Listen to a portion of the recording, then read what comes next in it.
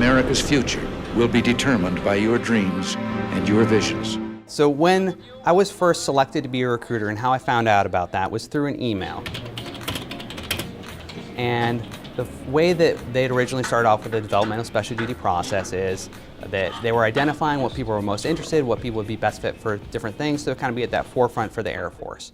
When I was a kid, I wanted to touch the skies. I wanted to invent things.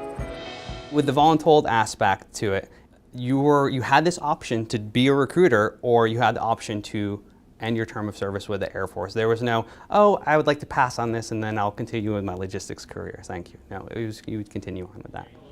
The first year was exceptionally challenging for me. I was number 55 of 56 recruiters in our squadron. My year ended up with 36% of my expected mission of how many people I was supposed to bring into the Air Force. Raise your right hand and repeat after me. I state your full name.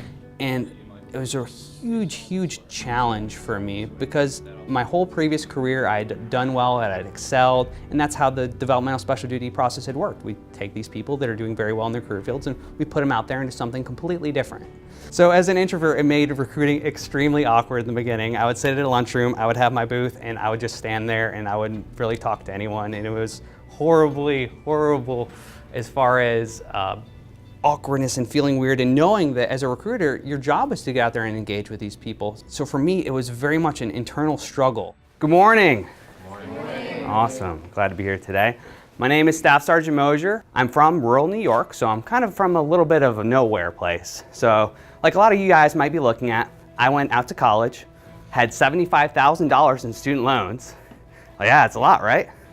So then I came back home because what I went to school for ended up not being what I wanted to do. So I started talking to other recruiters. What do I need to be doing? What am I not doing right? So one of you is going to go to college, to a traditional public school, and one of you is going to join the Air Force. I took my own strengths, which is learning programs and administrative stuff and complicated processes, and making that my own.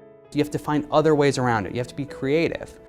Now, we also assumed that she got employed right out of college, and she's employed maybe in what she got a degree in, whereas a lot of them are going to be underemployed or unemployed starting out. So that's something else you got to look at. You might just be doing an internship where you're making less than that. Is that a whole lot of money left to save? In regards to getting a lot better at something that I wasn't initially thrilled about doing, the ability to communicate with people very, very effectively and find out what they're looking for. So say you have a young airman that's having a problem with something or that is upset. It's a lot easier if you can find a way to effectively communicate and find out what they're looking for is, what their need is, because that's essentially a lot about what communication is about, finding out what you need and communicating what I need. So being able to do that on an effective level, more so than I've ever done in my career, is a huge skill set that I'm going to take back, regardless of what I do.